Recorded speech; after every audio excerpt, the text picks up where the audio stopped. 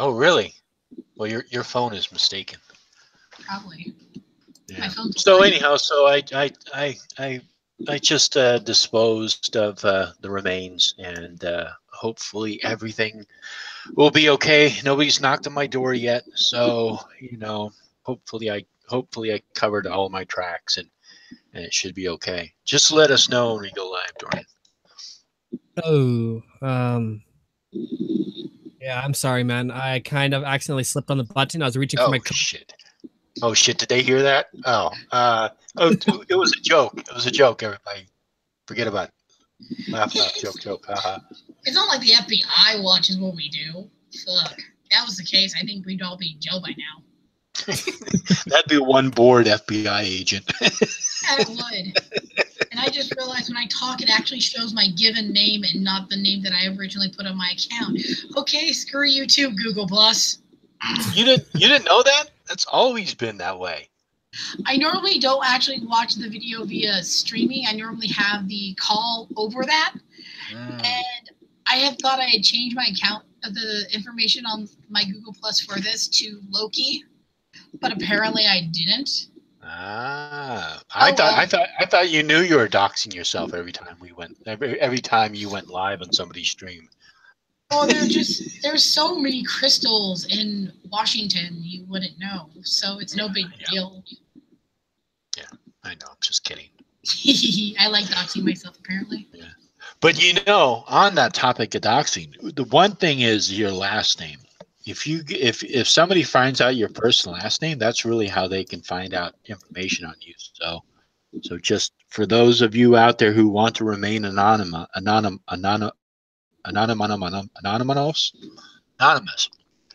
make sure you never ever accidentally give out your last name out. It's always safe to go with humongous also. So there can never be too many humonguses out there. Of course.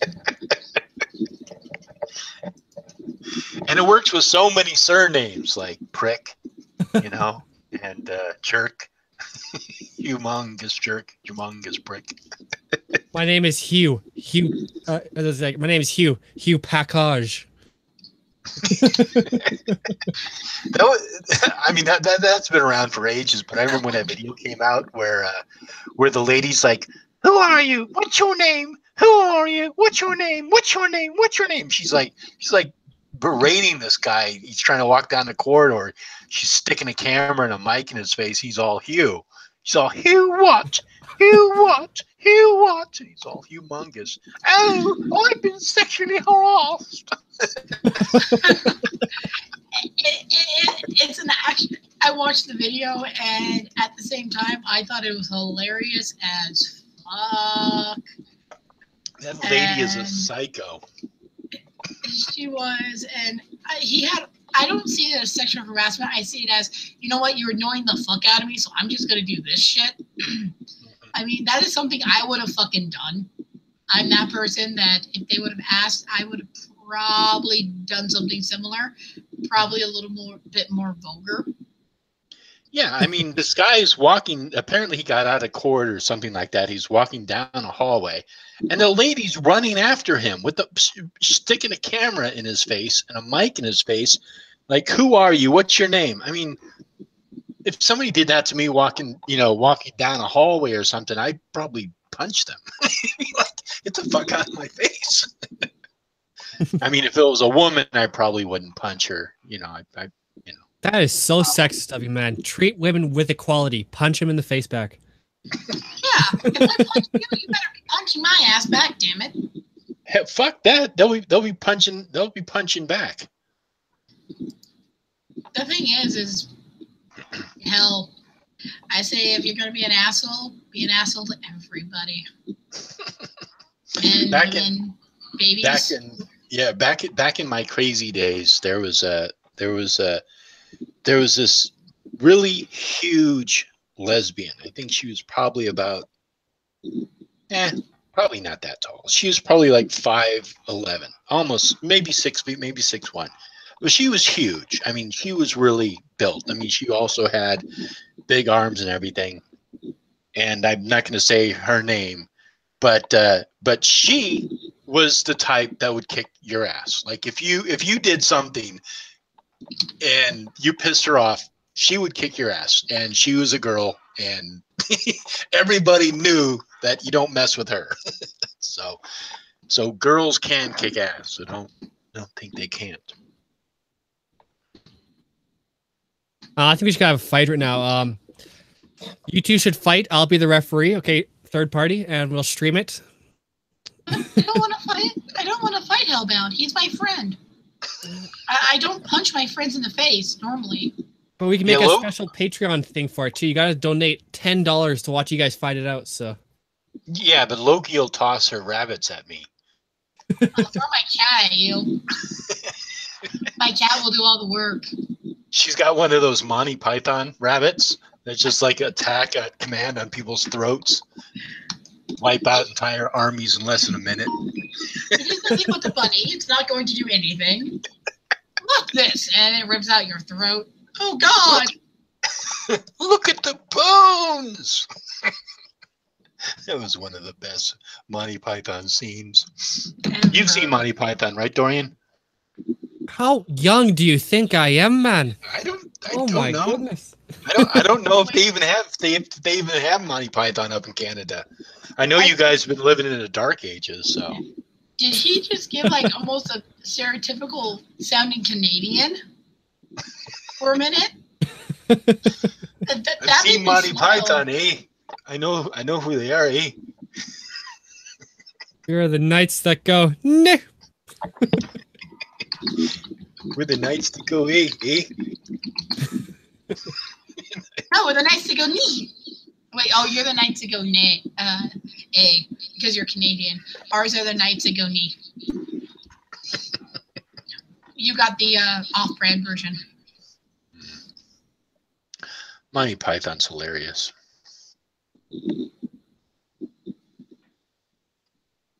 But there was a show. There was a show called Kids in the Hall, and I think they were based in Canada. Have you ever heard of them, Dorian?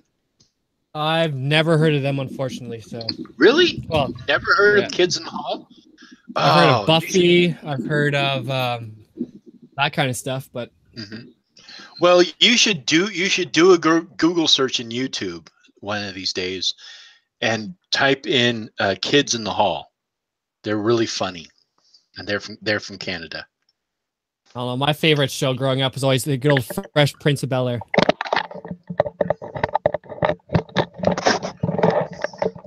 Oh, the Fresh Prince of Bel-Air. Yeah, that was me. I'm sorry. The Fresh Prince of Bel-Air. Oh man, I love the Fresh Prince. I even bought the complete box set at Walmart. So the complete box set. I've seen that show a couple of times. Who's the other co-host with Will Smith? Did he have a little brother in that? He had his cousin Carlton. That's what it was. His cousin Carlton. Yeah. Okay. Yeah. Alrighty. So I just like to say, yes, Witchy Jim, I'm back. He's like, oh, he's actually here. He's been slacking. Well, that's one of the joys of being not the main host. You can just put your feet up, drink a bottle of wine, and let everyone else handle it. So, yeah, we all slack off every so often. But the only bummer is when I slack off, the show never happens. Well, actually, it happened once. Oh man, I gotta find your guys' old videos and start like making little what is it like when you go back and watch your old videos and just cringe? Oh man! Oh god, those. I've got my I should do that one of these days because I still have like the very first video I ever uploaded to YouTube on my channel. Oh god, mine were all AMVs. Well, I remember I went around to Ray's first video, Halbound's first video, and I think your first video too, and just commented on you guys. Just you had to watch your old videos. So actually, no, you haven't done mine yet. I'm innocent. Ooh. Aha, crap. I had to fucking say something. But no, I mean, I wasn't going to do a show by myself last week. I mean, it'd be called Loki by themselves, lonely and depressed. because they can't figure out the fucking volume settings with the boom mic on this goddamn Mac because it's older than dirt. Well, yeah, that's true. That makes sense. If you're going to be the only person hosting, yeah, I agree. That doesn't make sense. Yeah, because you had stuff you had to do on Easter, and Dorian was MIA, and I think Matt was doing something. And I mean, I could have done a show and pulled people on and saw what they were doing, just talked with them, like story time with Loki. I don't know. No, I know. I'm just kidding. I know. And I mean, I've been bad and I haven't uploaded all week because I literally have sounded like this or I've had no voice. Mm-hmm. So I kind of don't want to do videos where I sound like one of the Alvin and the Chipmunks. Yeah. That happened to me when it was like a couple months ago when I was really sick. I was like, ugh, I don't want to do a video. I don't want to record a video. And lately, I've been struggling lately just to get videos out. I'm hoping that this phase will pass, because it does pass, but I just hate being in that mode where you're like just pushing yourself just to make a video. It's like it sucks. I like it when I start making videos and I'm like really excited about it, and I'm like, oh yeah, and then I can do this other video on this, and you start that's exciting. But when you don't want to do them, it's like, ugh, fuck. Yeah, I'm in kind of the same boat. I kind of boxed myself in. I realized the next 2 videos I was going to do, I've already kind of covered the subject in another video. Mm-hmm. So I got to try to find a new way to spice things up. And then you get writer's block, and it just freaking sucks. Yeah, I never ever cover the same topic twice.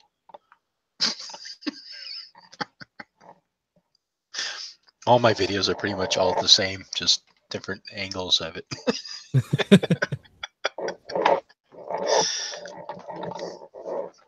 It's either nonsense being spewed by Bill Schnoebelen or nonsense being spilled by Gregory Reed. Well, Bill's been a little quiet lately. I've been kind of disappointed in that. Like, I noticed that too. I mean, did he just decide to go MIA, or is he just not feeling well, or did he finally kill over?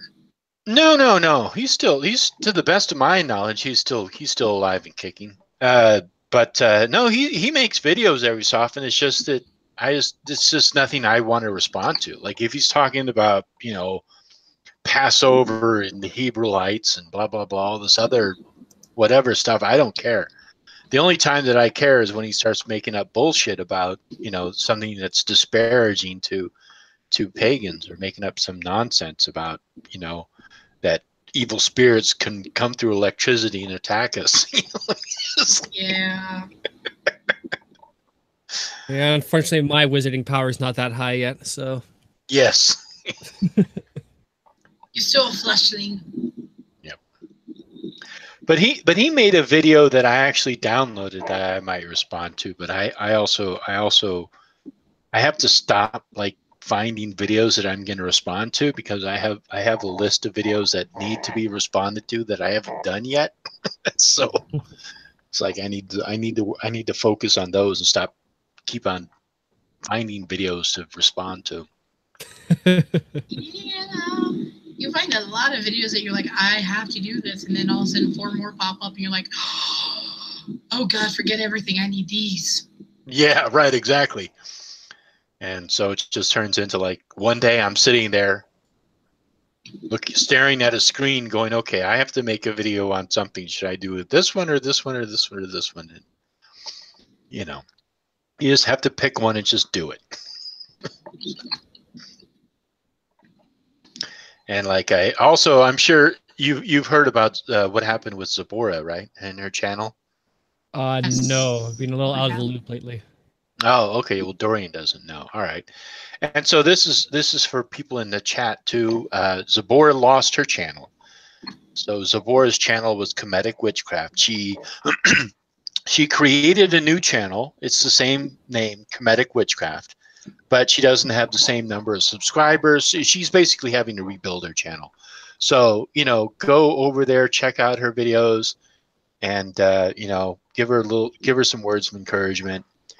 But she lost her channel. She lost her channel for, I think she had that channel for like 2 or 3 years and several hundred videos, and just all gone. And she and Zabora believes that it was a false flag campaign. So you know, there's that. You know, YouTube still doesn't really take care of false flaggers, which I think is a serious problem.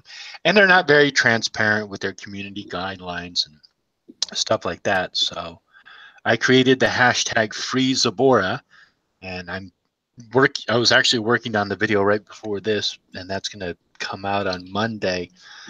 But just a video about freeing Zabora, and just realizing that as a community, when stuff like this happens, we need to come together and take some kind of action.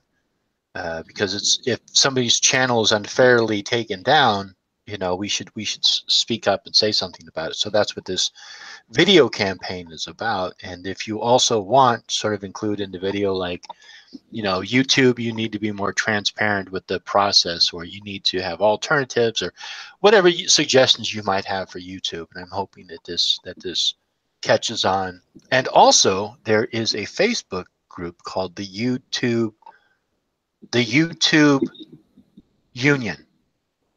Yeah, the YouTube Union, which I'm doing a small video on. But that was a Facebook group that was started by some YouTubers, and I think they're like up to about 24,000 members, maybe. But if you're a content creator, or you want to support content creators, you might want to check that Facebook group out. It's called the YouTube Union, YouTubers Union. And that's really just kind of like to do a unifying front, and to open up negotiations with YouTube, which actually they've already been in negotiations with YouTube. But, you know, just get some control, because people fall into this passive attitude, which I understand, but it's not a good position to take, where you just sort of succumb and just say, oh, well, I can't control it. I don't have any, there's nothing I can do about it. Screw YouTube, blah, blah, blah. It's like, well, no, you do have control. You do have power, but you have to exercise it. So that's what this is about. Long rant, but yes. So anyhow, Sabora lost her channel, and hopefully she's going to get it back. Oh man, I hope so too. It's just sad how bad the problem's gotten, though, that you can false flag somebody and illegally take down their channel, and YouTube won't do a thing. And it's up to the person to try to fight for their freedom. It is, and I mean, sometimes we all do videos on touchy subjects, and sometimes we have one person who will go after you, or you have somebody who will take offense to it, so they're going to flag the daylights out of it, especially if you don't fit their dynamic or their demographic. I mean, if I did a video on, say, people being mean to me because I was gay, and then somebody who's straight did a video about people being mean to them because they're straight, whose video do you think is going to get flagged first? It's probably going to be the person saying, I'm being made fun of because I'm straight. You have to realize more people will have more sympathy towards another group than the versus group kind of thing. And I mean, I enjoy everyone's videos. I mean, I go in with a bias. If I don't like what they're saying, I thumbs down it. But if I don't go out and I don't report their video unless they're threatening people or they're spreading actual hate or stuff like that, and they're just saying they disagree with something, then I respect their opinion, even if it may not be my own. But not everybody looks at it that way. Some people will take a video and say, well, this is an attack towards this, or somebody will take the opportunity and say, hey, I can get this person in trouble because they're saying this, and I know a bunch of people won't agree with it, and because YouTube or whatever, or Facebook or whatever platform you're on is more leaning towards, let's make the group that feels minority feel better, and the people such as, say, that opposes them feel like crap, and let's get rid of the people who are making them feel like crap, even though they did nothing wrong but voice their opinion. And that kind of takes the shock out of free speech Yeah. when it comes to this. Yeah. And yeah, I mean, and I've heard stories about other people who, you know, talk about, say, bulimia or depression, other sensitive topics, and they'll get a community guideline strike, you know. So we should be able to touch on sensitive topics, you know, maybe give a warning at the beginning or something like that. But we shouldn't be able to not talk about certain topics. I think we should be allowed to talk about anything we want. And yes, if somebody makes a video that crosses that line of hate speech, which has been legally defined as in some, or as in inciting or promoting violence based upon, you know, based on a what the hell's the term? I think it's like more minority group or something like that. But if you're inciting or encouraging violence against another person or people, then that's hate speech. But if you have an opinion about the way that somebody does something, that's your opinion. We all have opinions, you know. And I agree. I mean, I don't think that YouTube should allow people to have people who are inciting violence, let's say, against the gay lesbian community or the black community or the white community or the pagan community or the Christian community. That shouldn't be allowed. But if somebody has an opinion like, hey, Christianity or hey, paganism is stupid, yeah, that's fine. I don't care. People can make a video about paganism being stupid all they want, as long as they're not like saying, and they're so stupid we should go and punch them or beat them up or something like that, because that would be inciting violence. Yeah. I mean, you're allowed to have your opinion, but as soon as that opinion turns to one of hurting others, then it is no longer an opinion, but a bad life choice.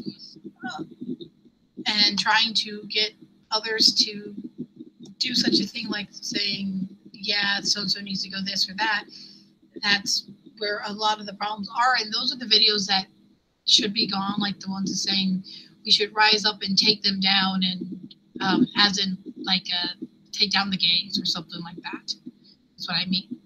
I mean, I am all for we should rise up and stand against bullying and stand against false reporting and stand against people who are doing this just to hurt others. But I do also know that Zabora, in a way, is happy that this happened so that they could start over again and get some stuff up and just rebuild what they had. And so far, from what I can see on the channel that she has now, even with the little bit of people she does have following her, she does have a lot of people viewing her channel again, which is a very good thing. Because, I mean, hell, I barely had anyone viewing my channel until people started talking to me about it, or before Heathen and stuff like that, or when you first invited me on one of your hangout chats. I mean, I will admit, being able to talk to people in the community has helped a lot of people either come up from nothing or build upon what they have.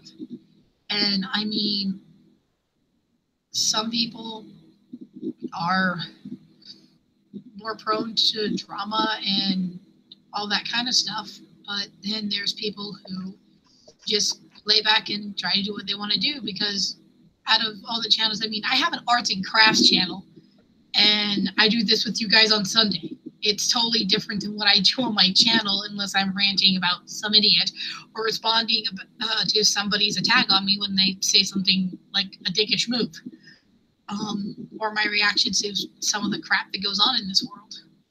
I mean, I look at it this way, that everybody has a unique thing to bring to the plate on YouTube, and when they do bring something unique and special to a community or a group, it's kind of nice to see that around.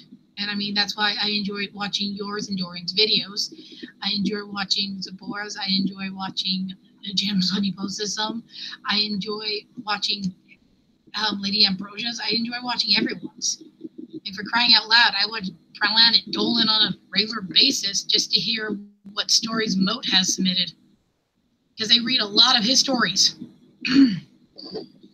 But mean, I do find it sad and discouraging though when people do attack each other. And Yeah, I don't. Sorry. sorry.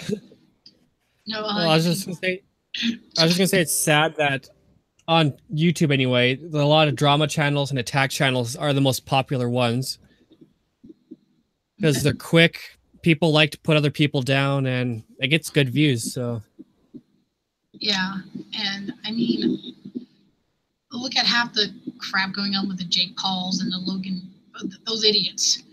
I mean, as soon as something happened, boom, there's a YouTube video about the drama between these two, or the drama or the news between these two, and stuff like that.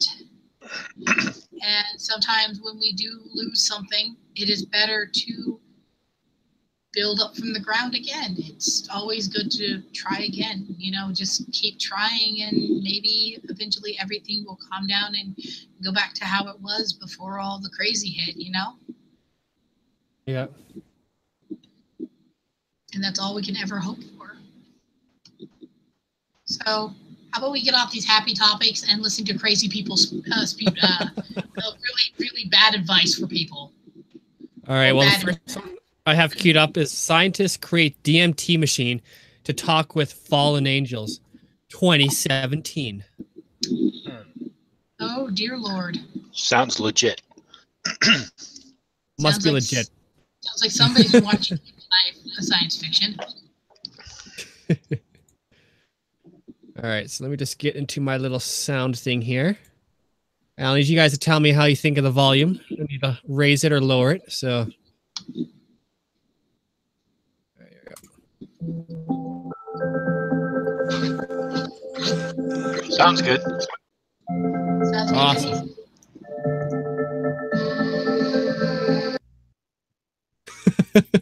Hey guys, it's KJ from the Scariest Movie Ever channel on YouTube. Now this story right here just came out a few months ago, and I thought it was really interesting. I wanted to kind of talk about it a little bit because this is a subject that I've covered extensively here on the channel. And this is an actual news story. This is something these people are actually trying to do. Scientists are building a DMT machine that will help them, quote, talk to aliens. So if you've followed my channel for a while, then you know that I don't believe... Wait a second. Hold on. Does he say what article he's referring to? No, but I'll be more than happy to send anybody the links for any videos that we see in the description. So I'm just wondering what he says he's basing this off an article, but what article? So anyhow, that was just a question I had, because it doesn't make any sense that scientists would be spending money for DMT to talk with aliens. I mean, there's a big, huge gap of information that we're not aware of between those two things. So that's why I was just wondering. Terrestrials or beings from another planet, as we've seen in Star Trek and Star Wars and just countless other science fiction movies and TV shows and books. I believe that these aliens, specifically the gray aliens, are actually fallen angels or demonic entities. So since we cover the language of symbols so much here on my channel, I wanted to show you a really good example of what I'm trying to convey here. This is the Apple logo. Most of us are familiar with this. And this is what happens whenever you put two of the logos together. You actually get a secret message or a hidden symbol. And of course, that's the gray alien. So the Apple logo itself is connected to the idea of Adam and Eve and the apple, right? Eating the forbidden fruit. And now we have this connection to the gray alien. I'm just actually curious now, how many people who are watching right now are actually using an Apple device to watch this, or to at least listen to this? I am. I'm not, but it doesn't even really look like a gray alien. It actually kind of looks like Beaker from the Muppets. I mean, it's just like it doesn't look like an alien to me. I mean, yes, I can see it in there, but it's just he had to, first of all, he had to take the logo, he had to flip it on its side, and then he had to mirror it. So Yeah. what is so, and then even when you do that, it doesn't really make anything in particular. So how, what, I, how did he make this connection? I'm telling you, trying to understand these people is like, you feel like you have to break your brain just to kind of comprehend it. Yeah, I'm looking at this. I'm like, you had to take some work to do this. I mean, yeah, obviously, I bitch about it a lot because I'm on a Mac. But, I mean, why would he? If anything, because the background is black, it's a black alien, not gray. Let's be correct here. But at the same time, he had to sit there and go, I wonder if I tweak it this way, move it this way, flip it this way, if I can make something. And he had to sit there and take the time to try to do this. And that's what scares me even more, that people take the time to do this and say, you have to now just imagine this is how it's always been. This is how it always will be. Just because I took hours of playing around on Photoshop with it. Yeah, and sorry, last thing. And also the positive becomes part of the negative space. So that doesn't make sense either. Because, you know, like this would be the shape of the head, right where the eyes are going down. But that also extends up and below into the negative space. So it doesn't make any sense. You're right, it doesn't. If anything, it almost looks like a cow with really big nostrils. Just saying, it could be anything. Once again, in my opinion, these are the fallen ones. There's also lots of research out there you can find about how the so-called Illuminati or the shadow controllers are actually in communion with these beings.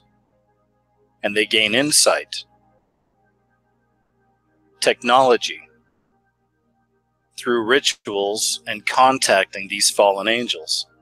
One of the most famous examples of this comes to us through Aleister Crowley, who is a very well-known occultist. If you're not familiar with him, please look into Aleister Crowley, and you'll see that he was performing some of these dark rituals and actually connected with, again, what I believe is a fallen being, a fallen angel, demonic entity, that he called Lam, L-A-M. And Lam was a source and a guide for Aleister Crowley. And this is an image of Lam that Aleister Crowley drew himself. So you take a look at it, it very much looks like a gray alien to me. And once you understand this, hold on a second. I don't know. I'll have to look into it, but I don't know of any higher self that Aleister Crowley referred to as Lam. He did have an entity, a higher self entity, what they call it, named Aiwas, who he was in contact with, or he believes that he was in contact with, but not Lam. But of course, I could be mistaken. I'll have to look it up. In all forms of media and entertainment all around us. It's a slight spoiler alert here on It, the Clown. It's a new movie. It's coming out here in just a few days from Stephen King. But if you didn't already know, and if you hadn't read the book, It itself is actually an alien creature from outer space that comes to the Earth, and it can manifest in any form it wants to. And it mostly chooses this form of a clown because its sole purpose seems to be abducting and murdering children. But even looking at this creature from outer space, Yep. Go ahead. The thing about it is that, yes, it is revealed later on, but I don't think it is revealed in that particular book. But the thing is he takes on the features of a person's worst nightmare. May it be werewolves, may it be zombies, may it be whatever. The clown is just the base that he used to be more familiar with people and to lure them in. And he preyed on the younger and the weaker of the species because it's easier to feed off of a child's fear or a teenager's fear than it is off of an adult's.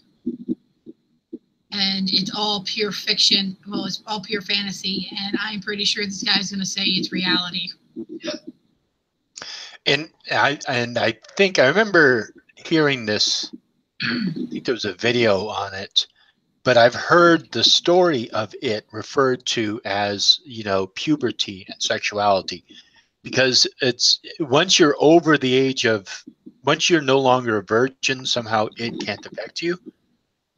And is that correct, Loki? Yes and no, because if you do read the book, where the movie ended was, I think, maybe halfway through the book. I'm not 100% sure, because there's more to it.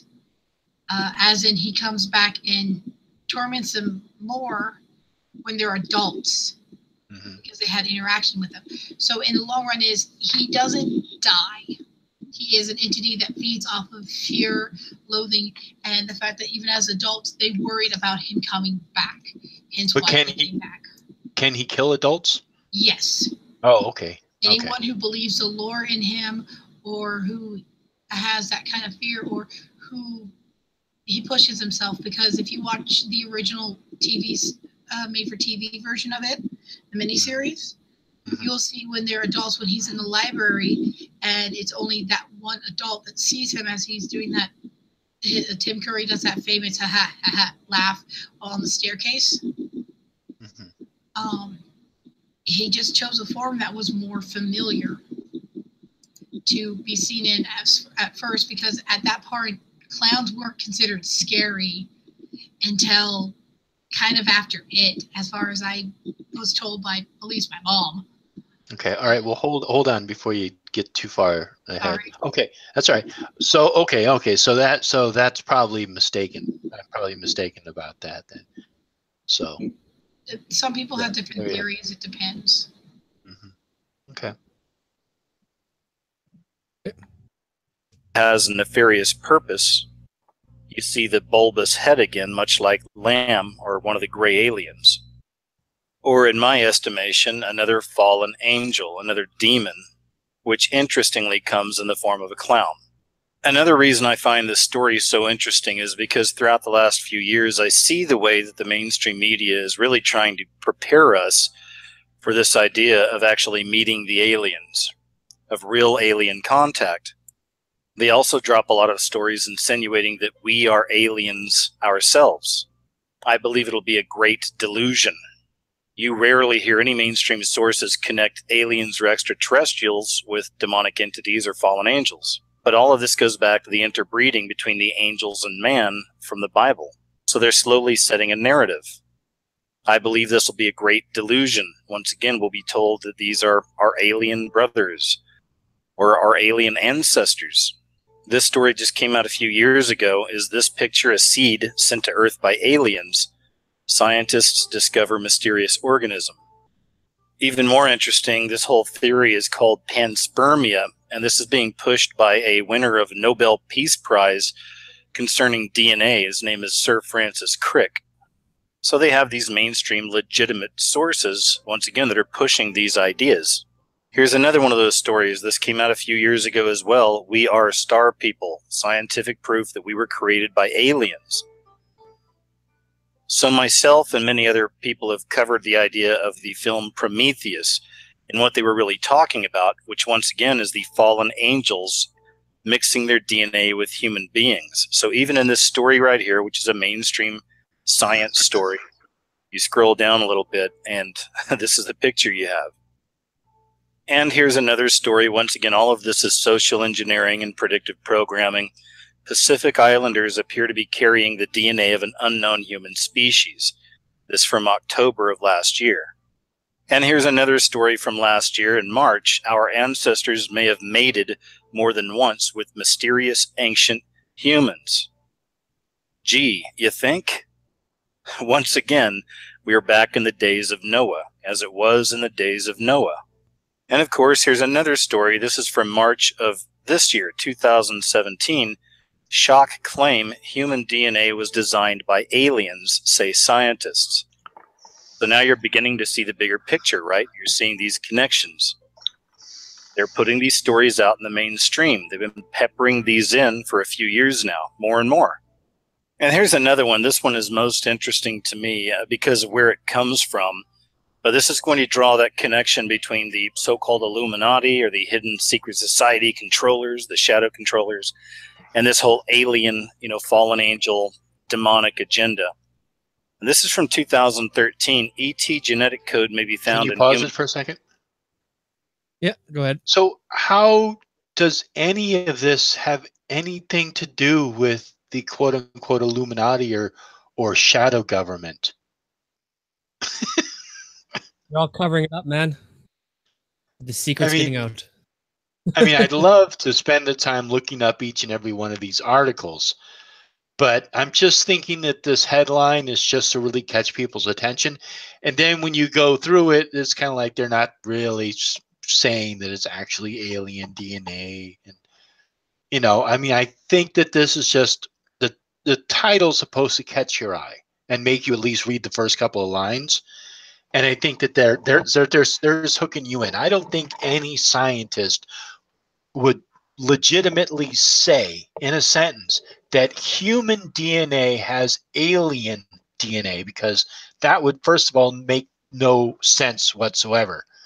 If DNA was alien, as in completely foreign to the current DNA, then that would be something.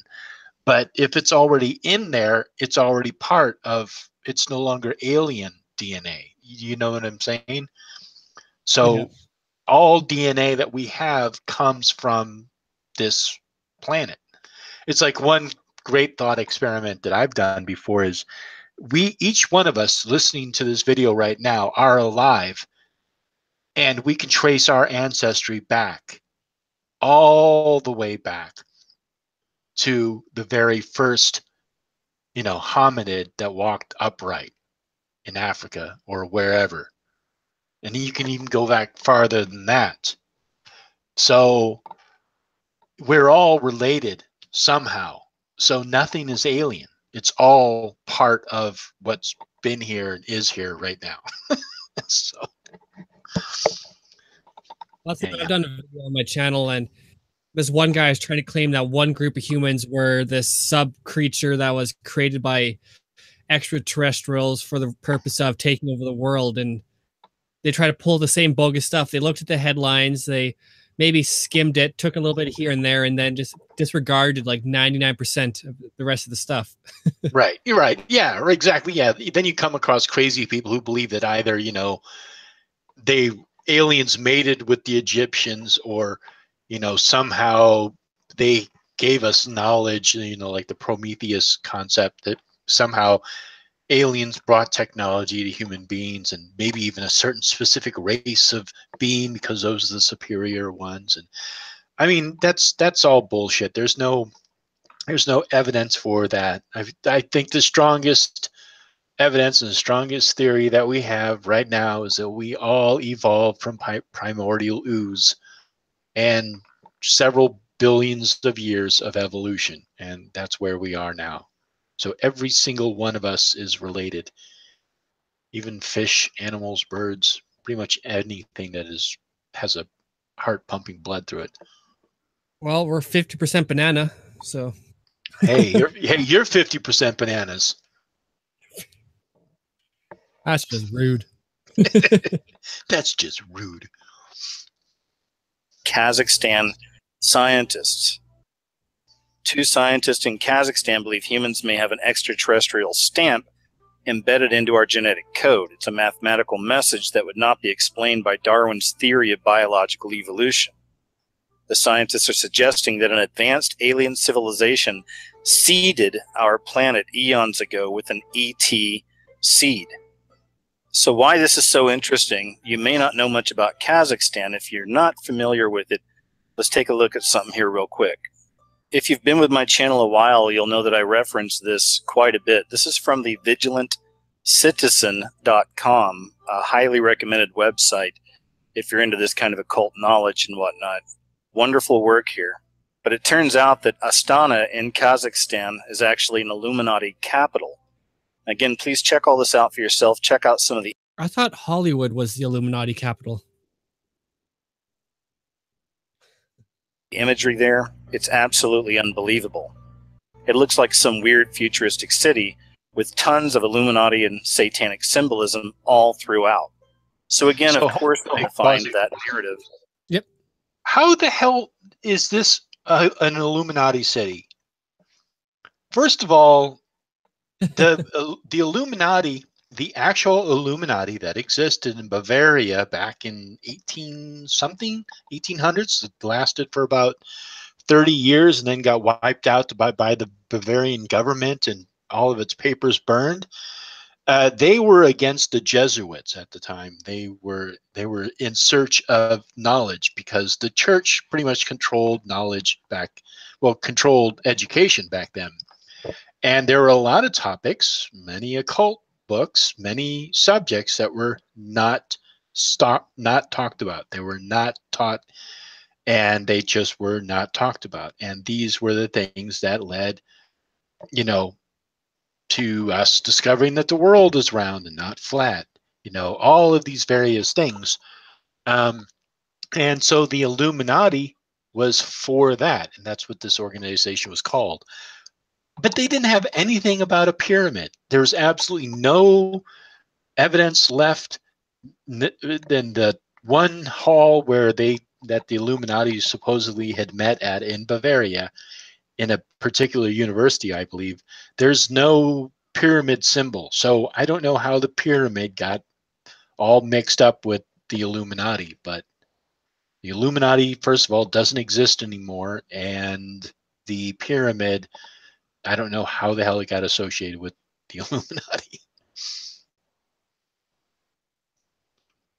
Of the alien DNA coming out of a place like Kazakhstan. And just while we're talking about Kazakhstan, I'll show you something a little more recent about it.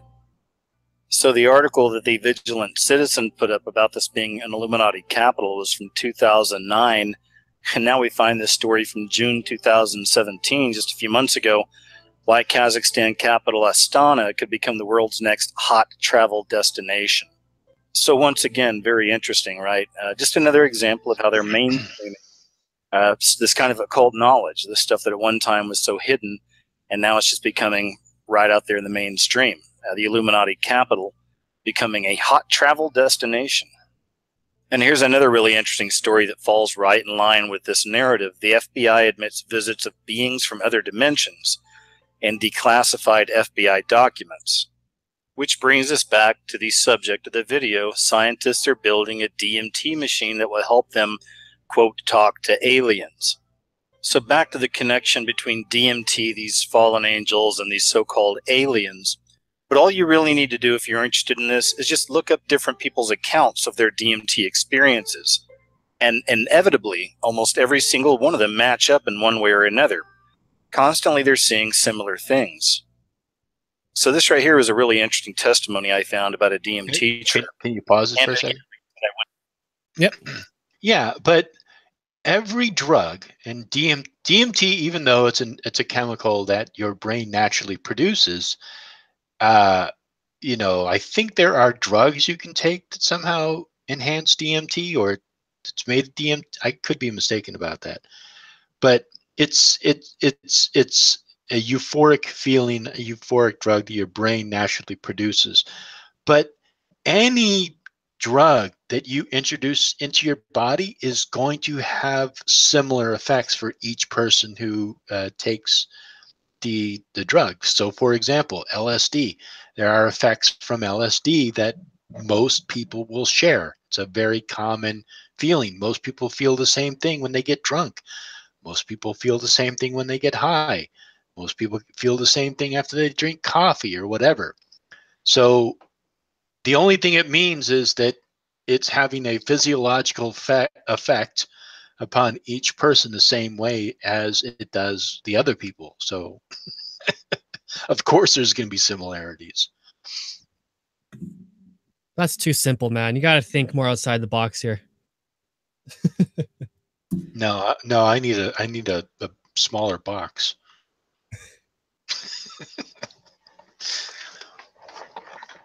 Went through many of these, and they all seem to be about the same. This is about a guy and his brother and a few friends, and they took some DMT. And in the past, they said they had seen pyramids, pagan temples, Hindu gods, minotaurs, centaurs, and all sorts of creatures. But in this most recent trip they took together, the first thing he saw was a Cambodian temple, and his friend saw a pyramid with an eye on top and people worshiping it. Another strange effect of DMT was that when he closed his eyes, he could still seem to see his surroundings as if his eyelids were transparent. With DMT, he had out-of-body experiences, he believed. Himself and his... Yeah, go ahead. He was high as fuck. That's why he saw all these things. I mean, some things can cause really interesting, well, not that I know of, I don't take this stuff, really interesting delusions or what they're called, trips, bad trips, or good trips, or whatever trips, whatever you want to call it.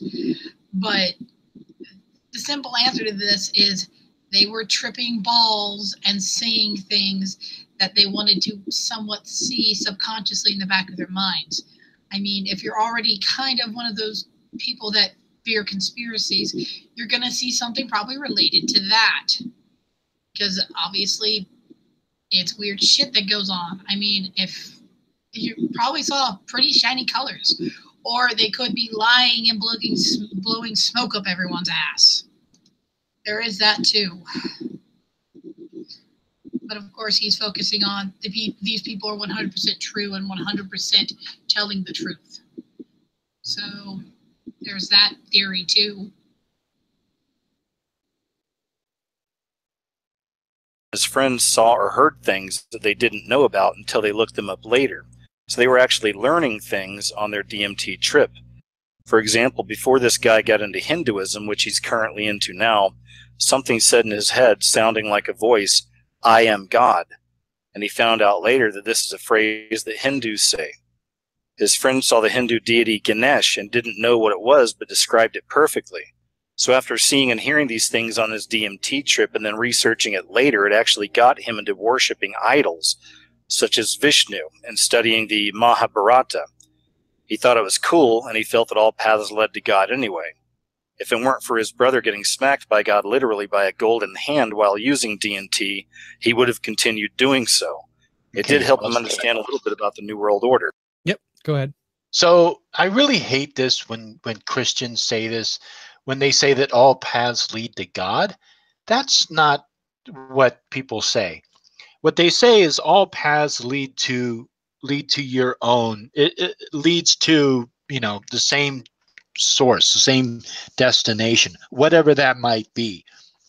But, if you follow your own thing and your own path and you just do that, yeah, whatever you find, if you find God, or if you find illumination, or you find nirvana, or you find whatever it is that you find, that's what it means. All paths lead to that. So I've never heard the expression all paths lead to God, because that would be bullshit.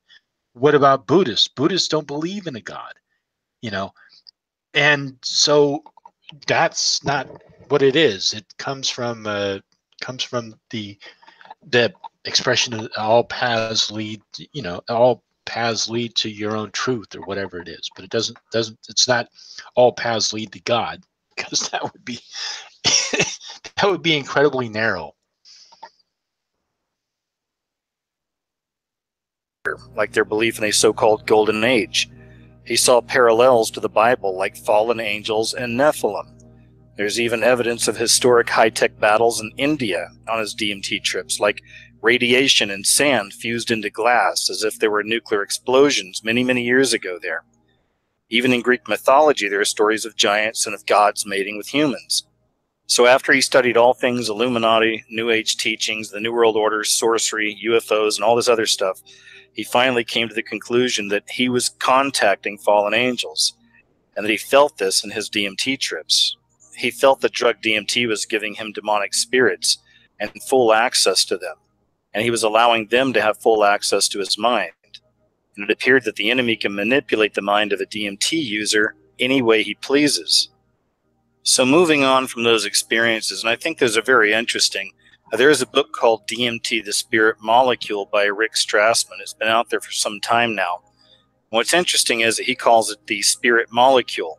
So one doesn't even get past the introduction of the book without realizing a very important piece of the information he is given. And what is it? He admits that he has maintained a relationship lasting decades with the Zen Buddhists and their, quote, supervised drug sessions in a monastery. And in skimming over his book, it's interesting when you get to chapter 13. It's called Through the Veil. The author clearly admits that while reviewing his notes on the various volunteers who have taken this drug in various ways, they've all admitted to having contact with them or with other beings. And he says at least half of these people did so in one form or another. So research subjects use expressions like entities, beings, aliens, guides, and helpers to describe these creatures they were interacting with. The scary part, the quotes of the people describing these beings go like this, that there were these beings, that I was being led, and that they were on me really fast. One person describes tales of the self-transforming machine elves he encountered.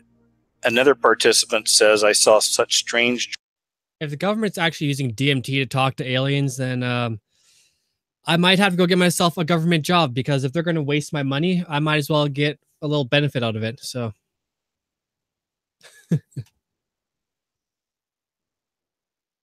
dreams, but at the beginning only I saw strange creatures, dwarves or something. They were black and they moved about.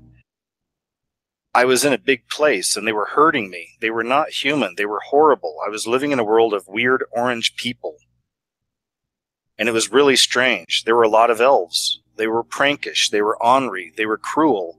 Maybe 4 of them appeared at the side of a stretch of interstate highway I travel regularly. They commanded the scene right before my eyes. It was their terrain now. They were about my height. They held up placards showing me these incredible, beautiful, complex, swirling, geometric scenes in them. One of them made it impossible for me to move. There was no issue of control here. They were totally in control of me. And they wanted me to look.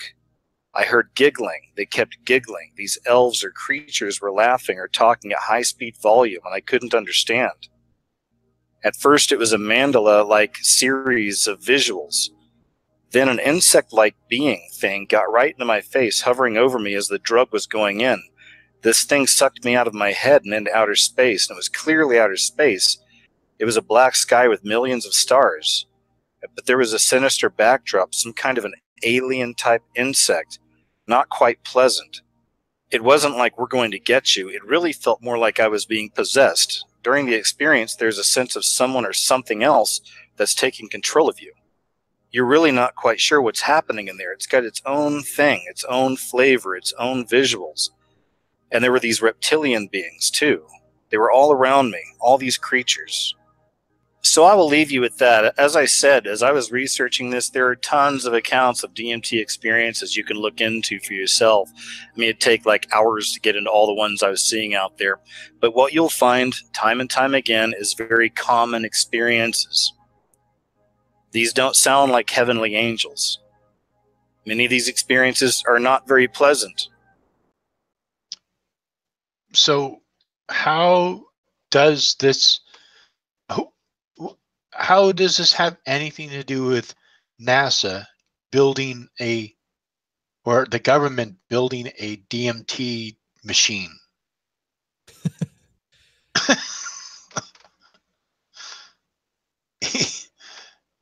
He didn't even explain that.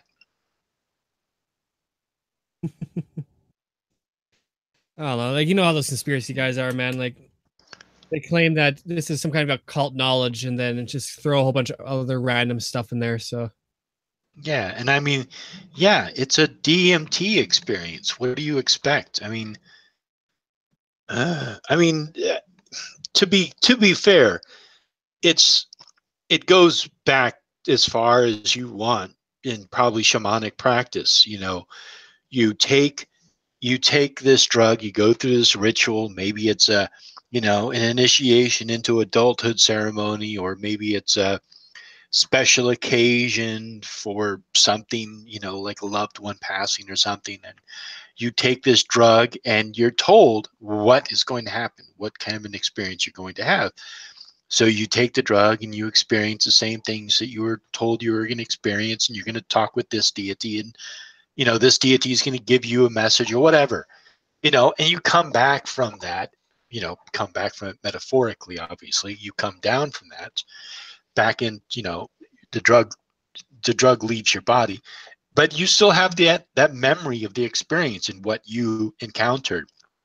And from that, you draw insight, whatever the insight might be, like maybe what the next year is going to be, or what your future is going to be like, or who knows what it was supposed to be. Maybe it was an insight into your new secret name, or your new name that you're now going to be called now that you've reached adulthood, or whatever, you know. So I don't know. I mean, it sounds weird, but it's really kind of nothing too unusual from, you know, maybe even the first couple of shamanic experiences. All right. So here's one I have here. Jesuits erasing our flat earth. Wake up to the truth. Damn those Jesuits. If it's not the Jews, it's the Muslims. If it's not the Muslims, it's the Jesuits. I'm telling you, we should do something about the Jesuits. They're awful, terrible, horrible people running around doing stuff. Cut it out. Alrighty, this is gonna be a good one. I can just tell. This is Johnny Cerrucci with another Mi'kmaq special report. For 1,000 years, from roughly 500 AD to 1500 AD, the civilized world was controlled by Rome, but not military Rome, religious Rome. The Roman Empire had mutated from a military power into a religious one, co-opting the beliefs of Christianity and mixing them with ancient Egyptian, Greco, and Babylonian paganism. Christian doctrine that came directly from Jesus Christ and was transcribed in the Bible stated that each individual had the liberty and independence to govern their own salvation by cultivating a personal relationship with Jesus Christ. The new religious Roman Empire insinuated herself in between Christ and the believer and said if you wanted to have your soul saved, you had to rely on the priests, bishops, and cardinals of Rome. This was the worst kind of slavery because it was a slavery of disinformation. Now and again, sincere Bible-believing Christians like the Waldensians of the Alps, the Albigensians, Jerome of Prague, John Wycliffe and his Lollards, Jan Hus of Bohemia, would rebel against this Roman rule and show Christians that Vatican doctrines claiming that you needed Rome to ensure your salvation were contradicted by the Bible. As a result, the papacy strictly forbade Bibles to be placed into the hands of the common person. Damn those and only papals. allowed Jerome's Latin Vulgate to be handled by clergy. Men like John Wycliffe painstakingly translated the Vulgates into the language of the people. For Wycliffe, it was English. English Bibles were then slowly and carefully copied and handled by Wycliffe's followers, who handed them out to and taught the people. In response, Roman authorities captured Wycliffe's followers, called Lollards, tied their Bibles around their necks, and burned them alive. It's what so-called Christian Rome did to all of her enemies, including Jerome of Prague and Jan Hus. John Fox's Book of Martyrs, originally titled Acts and Monuments, is completely filled with examples. Just as we get to the On November Bible part, 1st, or the 1517, All Saints' Day, posted them to the doors of All Saints Cathedral in Wittenberg. But what was different about Martin Luther's protest and the protests of previous Christians was the movable type printing press of Johannes Gutenberg. The 95 Theses were translated and replicated. Copernicus gave birth to the modern heliocentric model of the universe with his work De Revolutionibus Orbium Celestium, on the revolutions of the heavenly spheres. Copernicus knew he was weaving a matrix of lies and wanted to hold publication of De Revolutionibus until after his death. That's But funny. powerful Roman Catholic clergy like Tiedemann Gies, Bishop of Culm, and the papal secretary himself, Johann Wiedmanstadt, forced him to publish in 1543. The facts that Catholic clergy forced Copernicus to publish or that Copernicus was the Vatican mathematician, or that he received his doctorate in canon law from Bologna University. Canon law are the precepts by which Rome governed nations. Adam Weishaupt was a doctor in canon law, or that he was a Roman Catholic priest. These have all been swept under the carpet. But Copernicus never met even the Catholic. Adam Weishaupt was a Jesuit. He wasn't a Christian. I mean, he wasn't a Catholic. He was a Jesuit. Adam Weishaupt. He was one of the founders of the Illuminati, the Bavarian Illuminati. But Adam Weishaupt, if by just default, his belief was Jesuit, just because his father was a Jesuit and he lived in a Jesuit area. But from what I understand of the Bavarian Illuminati, he was probably an atheist. He probably didn't believe in God. He probably didn't believe in this because they were geared towards knowledge. That's what they wanted. And so they were probably, if they were religious, they were probably, rather secular about their beliefs. I don't know, man. I still think it's the Jesuits. So, well, it's just so funny that they said Adam Weishaupt was a Catholic because he wasn't a Catholic. Encyclopedia had to note that in 1537, King Sigismund of Poland put Copernicus's name on the list of 4 candidates for the vacant episcopal seat of Ermland, which makes it probable that at least in later life he had entered the priesthood. Also swept under the carpet has been the timing of the publication of De Revolutionibus. Excuse me. Right on the heels of Martin Luther's Protestant Reformation. And if that's not clear enough for you, how about this? A Vatican agent named Georg Joachim Redicus, who was originally born Georg de Porus, had insinuated himself into the Luther Reformation and was in Wittenberg when he left to become a close student of Copernicus. Sources like Wikipedia claim that Redicus was sent from reformer Philip Melanchthon, a dear friend of Martin Luther, but it is absolutely Roman Catholic disinformation. In the Table Talk of Martin Luther, the great reformer is quoted as having said, so it's really funny that they're trying to say that like Copernicus invented this. No, Copernicus was basing this on Aristotle. I want to say Aristotle, but he was basing it off ancient Greek texts where they believed that they had measured the earth. I think it was Aristotle measured the earth within like a couple of inches of what it actually is, and they had done this with a bit of string and a stick, and using this through mathematics they figured out the size of the earth, and they did it very, very accurately, like within a couple of inches.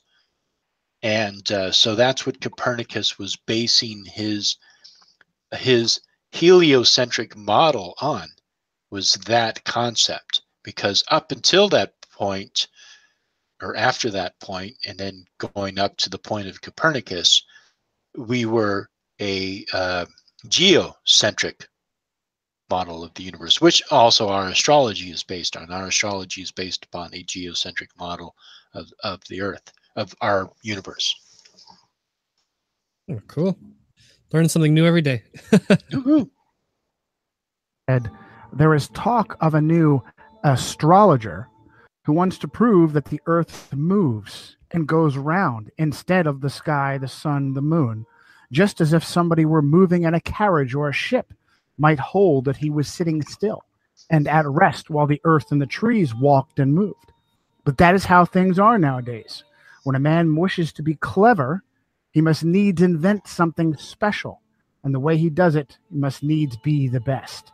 The fool wants to turn the whole art of astronomy upside down. Can you pause it for a second? Holy Scripture. Sorry about that. I just looked it up. It's Eratosthenes, not Aristotle. It's Eratosthenes, and he calculated the circumference of the earth. Well, it's easy to mix up those two names with each other. So Yeah. So the calculation of the Earth's circumference in Alexandria, the sun was not. Let me see. Find out more about this. And it was in 240 BC, and they measured the size of the Earth within 800 kilometers. damn, that's pretty close. Or was that no? Excuse me. I'm sorry. That was the distance between the two cities. Because what they did was at solar noon, they stuck sticks in the ground and then measured it with a string and then compared them. And then using the difference, they calculated out the circumference of the Earth. Within, I can't find it right now, but within really, here it is right here. Oops, that's actually a bad one. God damn it. Yeah, so anyhow, that's enough. I just wanted to clarify that. Scripture tells us, so did Joshua bid the sun to stand still and not the earth. In his lectures on the book of Genesis, Luther said, we Christians must be different from the philosophers in the way we think about the causes of these things.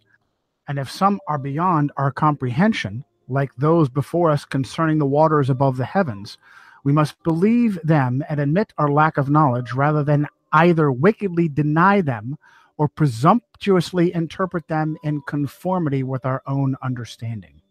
The great reformer Jean Calvin, also known as John Calvin, called Copernicus a dreamer who has a spirit of bitterness and contradiction, reprove everything and prevent the order of nature. We will see some who are so deranged, Calvin said, not only in religion, but who in all things reveal their monstrous nature, that they will say that the sun does not move, and that it is the earth which shifts and turns. When we see such minds, we must indeed confess that the devil possesses them, and that God sets them before us as mirrors in order to keep us in his fear. So it is with all who argue out of pure What is it with these people? Just like, yes, some guy said something a long time ago and he was old, and so it must be true and stuff like that. Like, it just doesn't make it right. I can find some old guy probably saying that milk comes from space aliens and, oh, he lived in the 1300s, so he must be right. Some occult knowledge right there. So Yep. Yeah, that's how occult knowledge works. Don't you know that the old people are always right? It's us young little fuckheads that are wrong. So we should listen to the old people. So we need to listen to Hellbound more often. no, he has to die first because then his words will carry more weight. Right. If they're dead, their words are better and are legit. There's no way to disprove dead people's words because they're dead and can't defend themselves. Therefore, they're always right. Dead people are correct. All right, you two can go screw yourselves. We love you, and you know this. Go screw yourself. Okay. malice, and that happily make a show of their imprudence. When they are told this is hot, they will reply, no, it is plainly cold. When they are shown an object is black, they will say, no, it is white, and vice versa. Just like the man who said that the snow is black, for although it is perceived and known all to be white, yet he clearly wished to contradict the fact. And so it is that they are madmen who try to change the natural order and even to dazzle eyes and benumb the senses. You think Calvin knew how the Freemasons were used by the Jesuits? When they are shown an object as black, they will say it is white. We're talking about our government here. No, we're talking about a crime, Bill, pure and simple. Y'all got to start thinking on a different level like the CIA does. Now, we're through the looking glass here, people. White is black, and black is white. Very quickly, Rome jumped upon this new model of the universe, and Jesuits like Christopher Clavius used Copernicus and his work to fabricate the Gregorian calendar, the calendar we all use.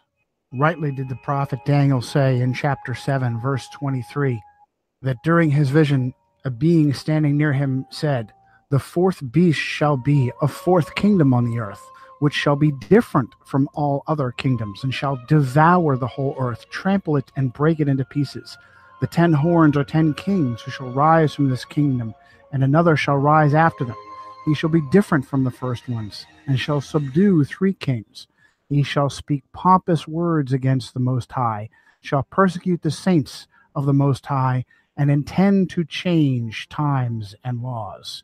And the saints shall be given into his hand for a time. Very quickly did Rome and papal... Well, hey, pause it for a second. Well, that makes perfect sense. I mean, it's very clearly and not open to any interpretation whatsoever what that Bible passage meant.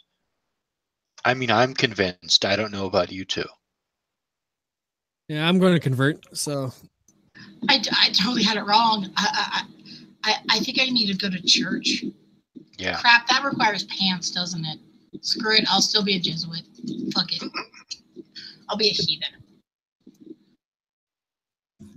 Oh man, what a the whole thing of a flat earth though. What would be the point of hiding a flat earth? You'd only be holding technology and humanity back.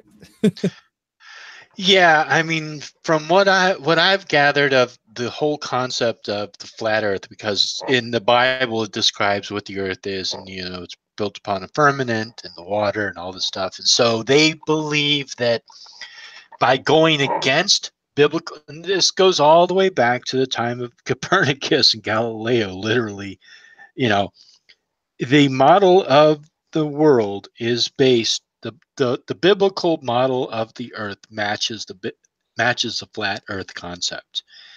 The idea that the earth is the center of the universe, God's universe, and all the planets harmoniously, go around in circles, and everything is set in motion by the great, God, the creator of the clock and the precision and all this stuff.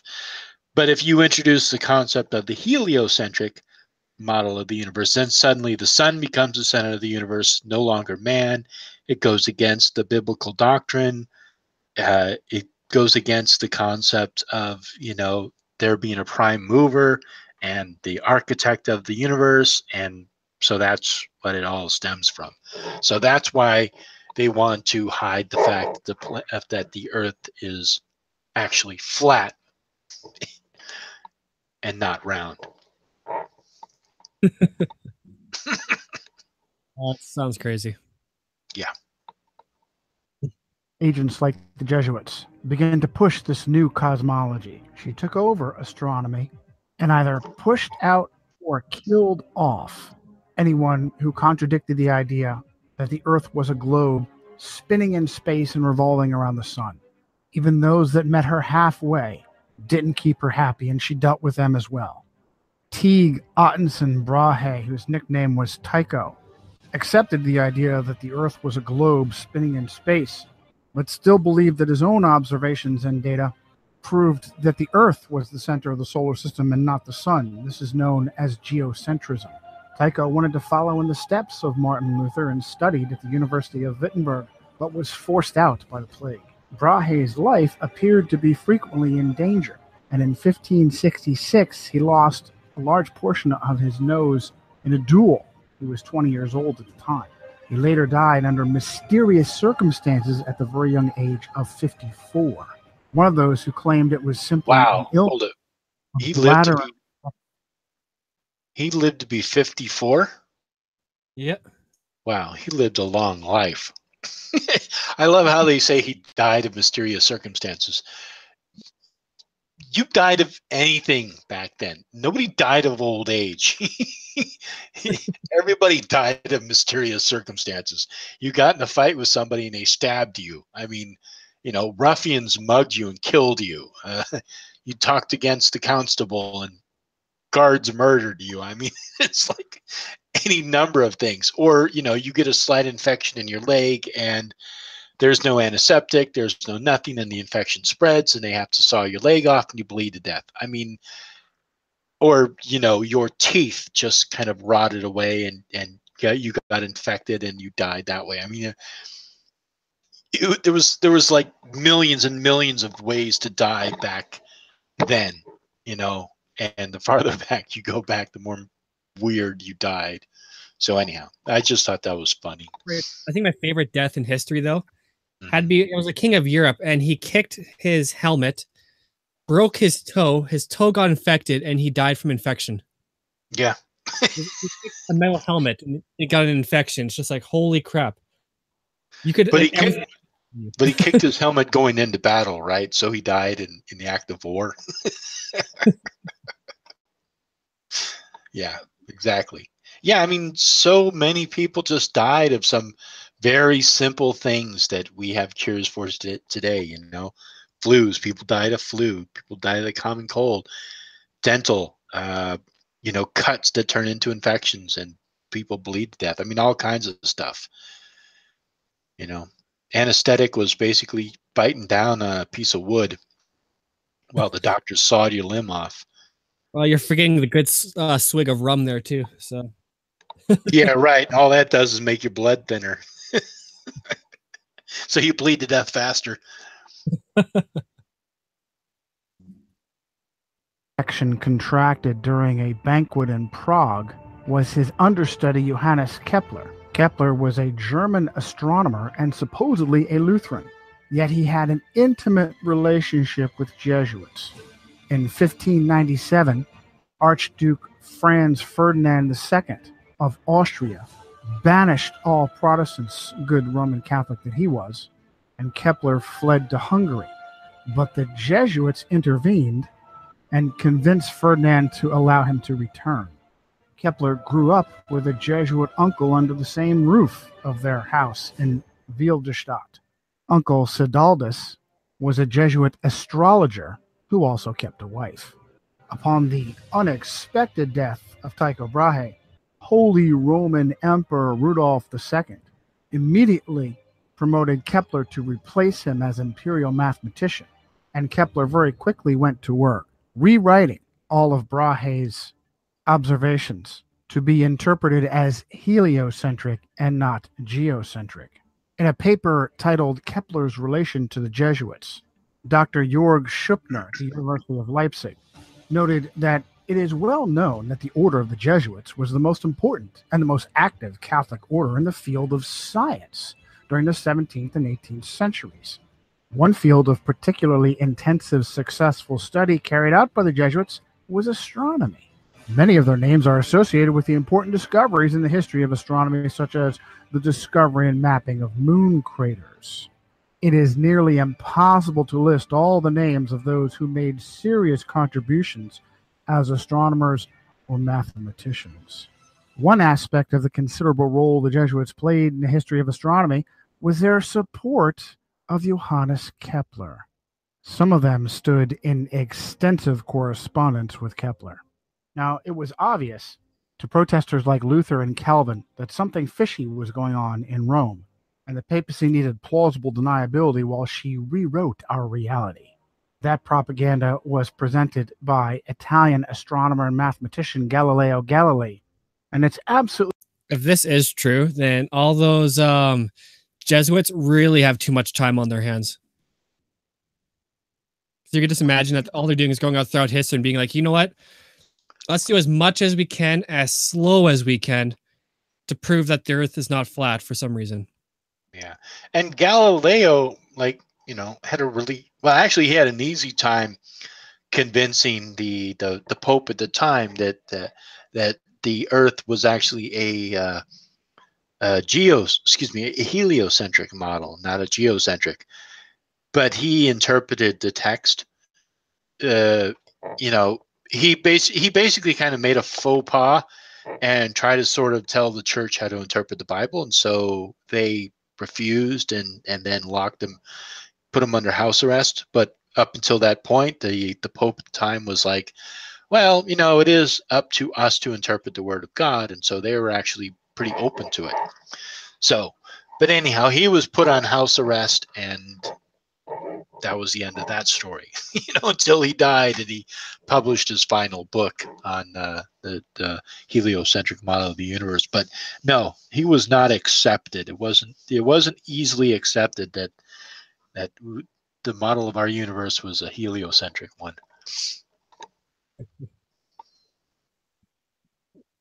Really fascinating what user edited Wikipedia says. In the entry for Galileo Galilei under the subtitle Galileo, Kepler, and Theories of Tides, Cardinal Bellarmine had written in 1615 that the Copernican system could not be defended without, quote, a true physical demonstration that the sun does not circle the earth, but the earth circles the sun. Galileo considered his theory of the tides to provide that required proof of the motion of the earth. Now, there's no link on the name Cardinal Bellarmine, which is unusual for Wikipedia. Maybe that's because Cardinal Bellarmine was Robert Bellarmine of the Society of Jesus, one of the most powerful Jesuits of his time, who was canonized as saint in 1930 and named a doctor of the church. What's more, it is ludicrous to imagine that the Earth's supposed large mass doesn't pull the moon and crash into it, and instead the magical force of gravity holds it stationary. Even more ridiculous is the idea that the moon affects tides by pulling on the water. Again, the magical, mystical force of gravity is blamed.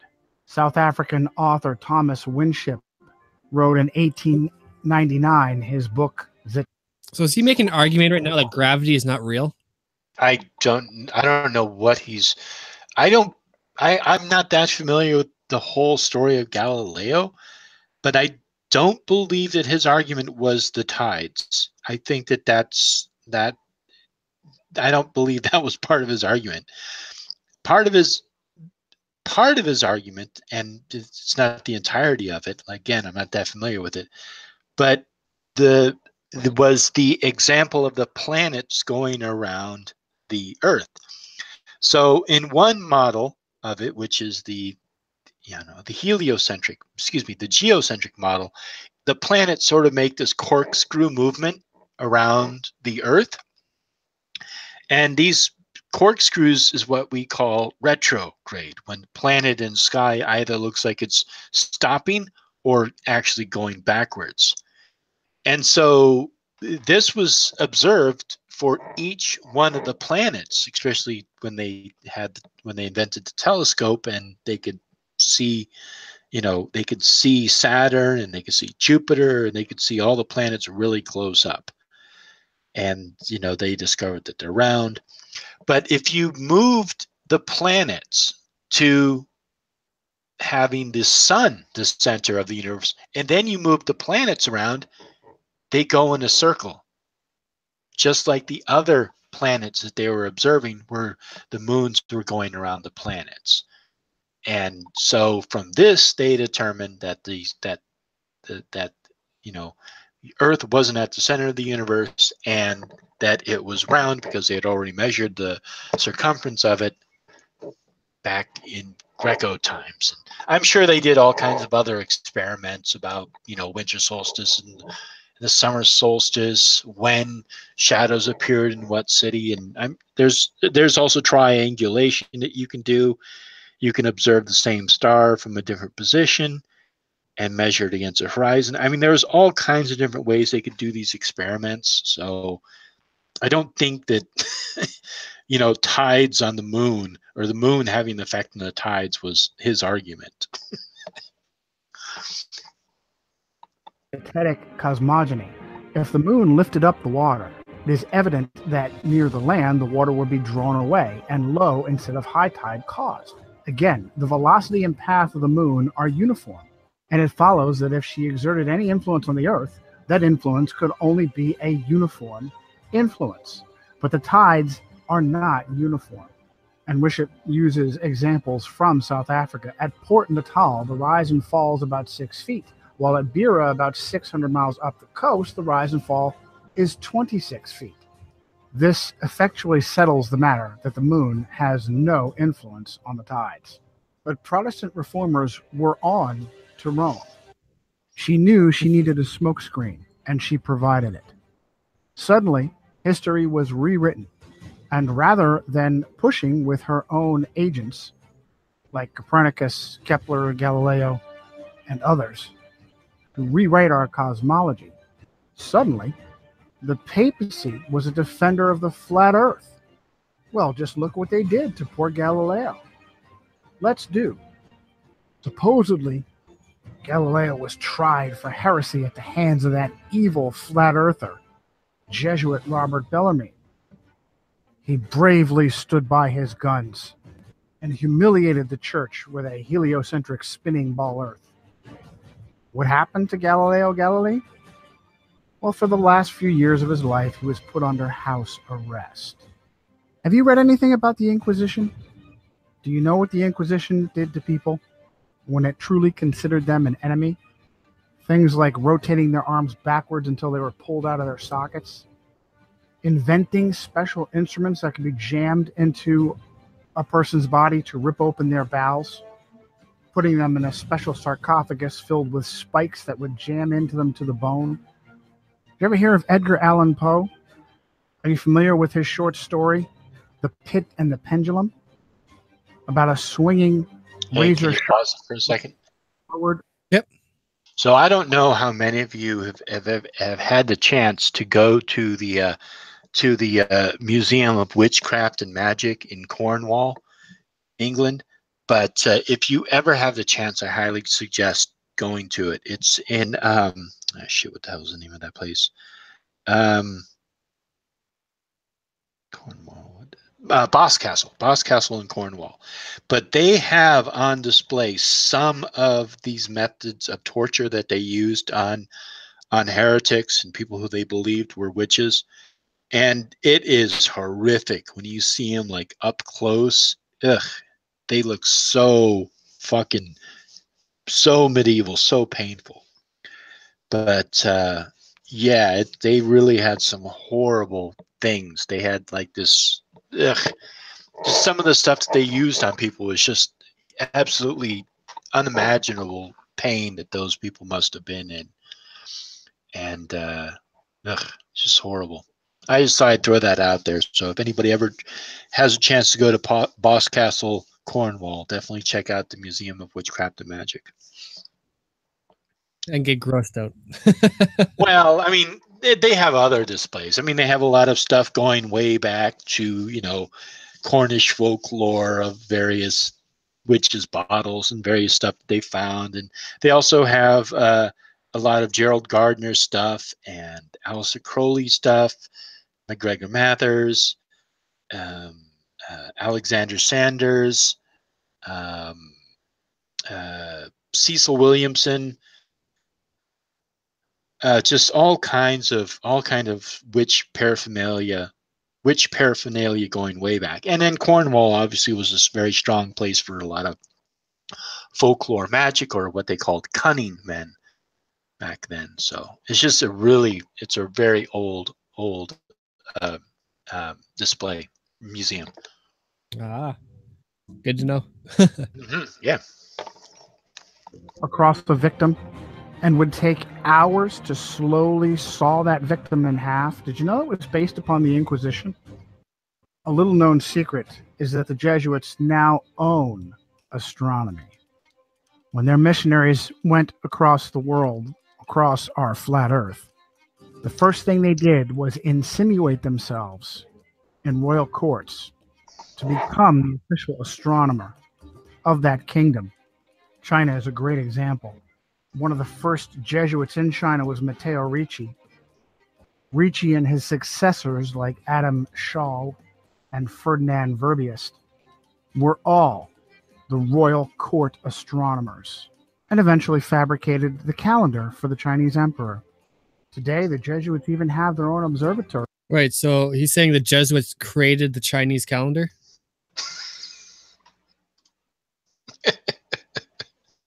Sure, why not? All right, that makes total sense. Let me just go ask some of them.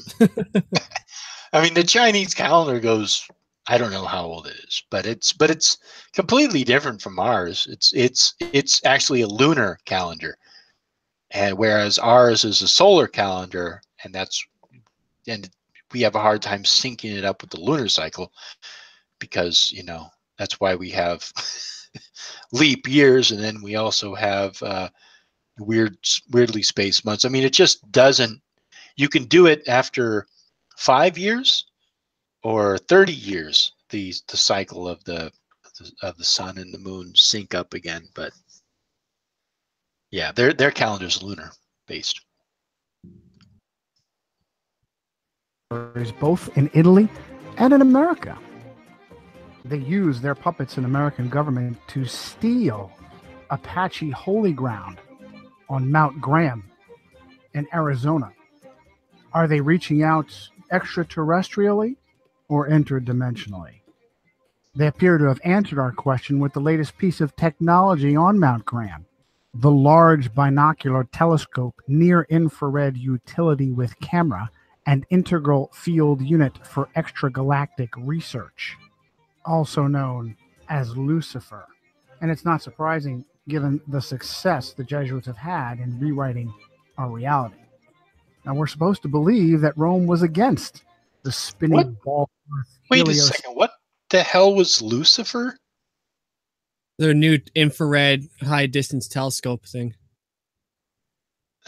Would the initials spell out Lucifer?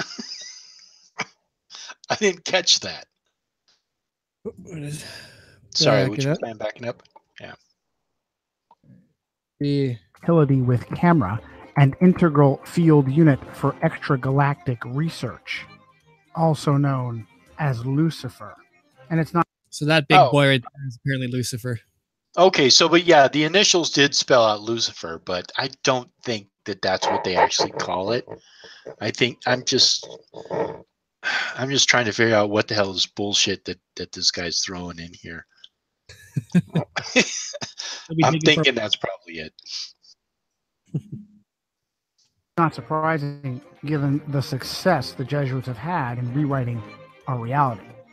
Now, we're supposed to believe that Rome was against the spinning ball Earth heliocentric cosmic accident cosmology of our modern understanding.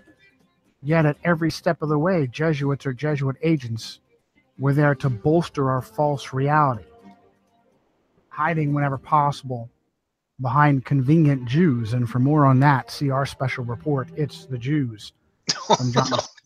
It's always the Jews. All comes down to the Jews. That's what I noticed. In the end, they either blame the Catholics or the Jews or everyone but themselves. Mm-hmm. And it's like, you're making up these conspiracy theories and you're blaming other people for your imaginary delusions. Way to go, you snowflake. I just love how he has it set up right here. So you got the wealthy secret Jews up here. And then over here, you got the black nobility. You got the rich black people. And then you go right into the Catholic Church. I'm thinking that's the Catholic Church. And then you got the Jesuits, and then you got all the other secret societies. So aren't technically anyone who doesn't believe in what they believe considered Jesuits? Oh, no, the Jesuits are part of the Catholic Church. Okay, I wasn't 100% sure because I've heard that term thrown on so many times in so many different situations, like somebody said, well, you're a Jesuit because you don't believe in God. Anyone who goes against God's words are Jesuits. I'm like, okay. But then again, these are crazy people, so. Yeah, I thought it was just another branch of Christianity. Like, you have Catholics, Lutherans, Jesuits. That's what I thought it was. Yeah, it could be. I don't know. It's just that I don't know. Okay, so Opus Dei, Knights of Malta, Freemasons, Skull and Bones, Rosicrucians, Bilderberg. Bilderberg, I believe, is a group of businessmen, which is not that old. Rosicrucians, obviously, those are the Rosy Cross. It doesn't go back very far. And then Freemasons, Skull and Bones is a Yale society, like a Yale fraternity. Knights of Malta, not too sure about that in Opus Dei, but none of these things are really connected. Freemasons, Freemasons and Rosicrucians possibly might be connected, but the other ones, there's no connection there.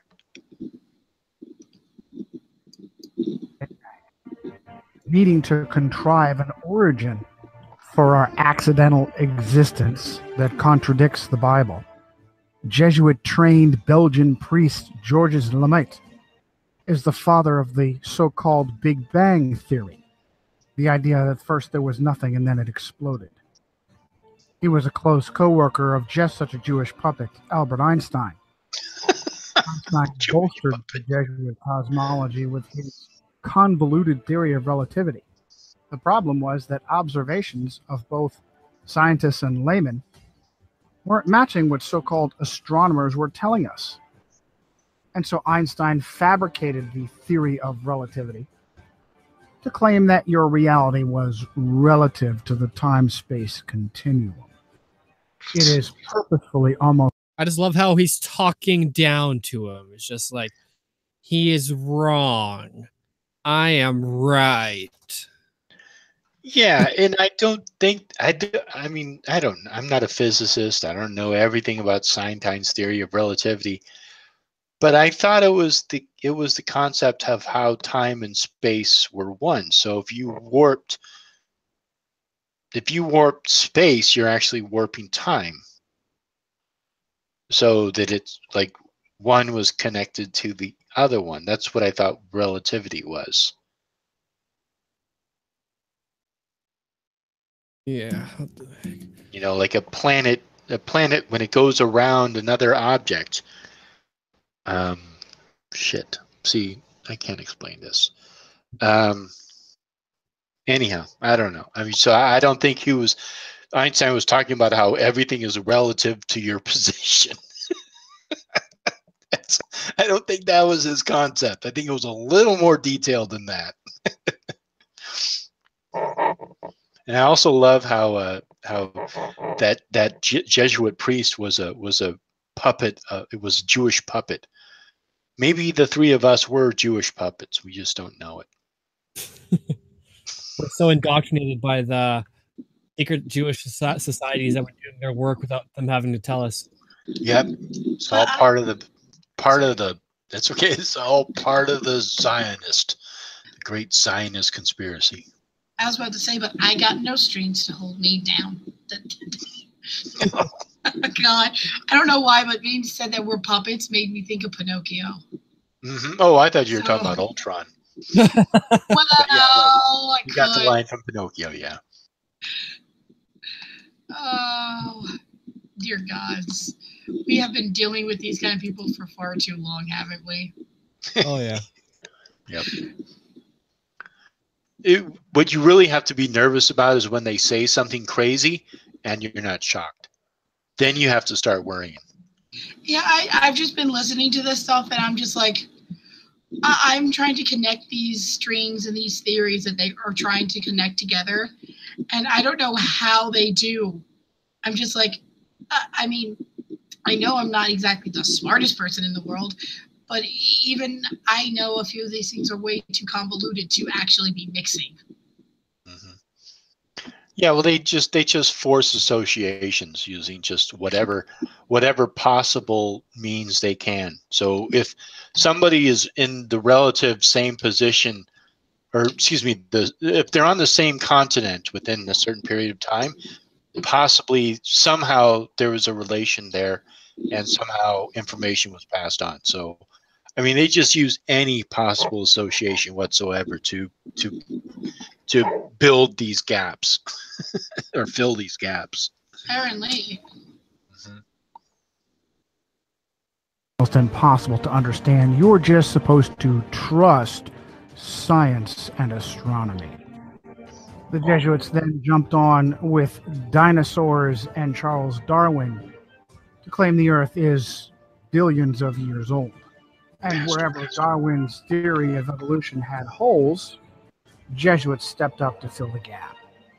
Jesuits like Pierre Teilhard de Chardin, the father of the New Age, after fabricating the ape-like pre-humans that we supposedly came from, even students of evolution became concerned that there was a, quote, missing link between primitive apes and modern humans. A discovery was made in 1912 to bridge that gap. Having been found in Piltdown, East Sussex, England, it was named Piltdown Man. Unfortunately, it was also found to be a hoax. The skull of a small human with the altered mandible and teeth of an orangutan.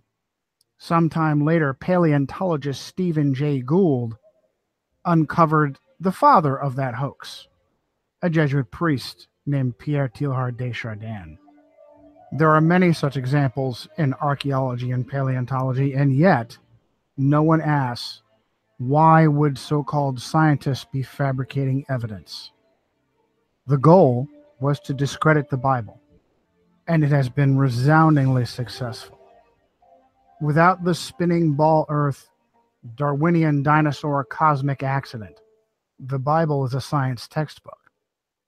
With it, critics laugh and question the Bible, and instead look to human authorities to save their souls, such as the Vicar of Christ himself, who is, for the first time in Roman Catholic history, a Jesuit priest.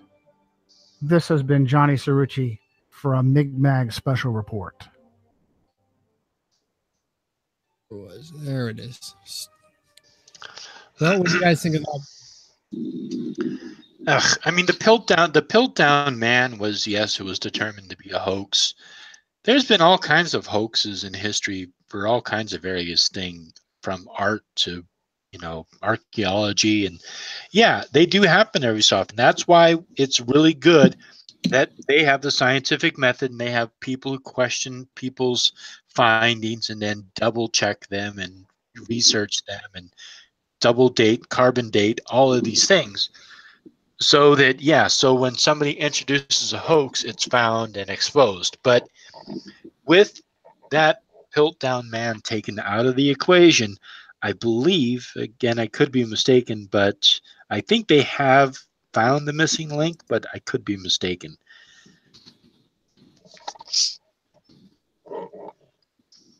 Oh, wow. I know they may have as well.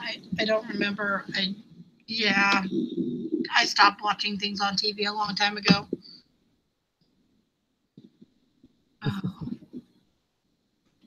The Jesuits are controlling the Jews or controlled by the Jews. I can't remember what he said. Gravity doesn't exist. The Vatican using Lucifer to look for extraterrestrials or something. So absolutely insane. I'll have to look up that Lucifer thing too. But okay, so before we end, Loki, so you had an announcement about D&D? Yes, I did.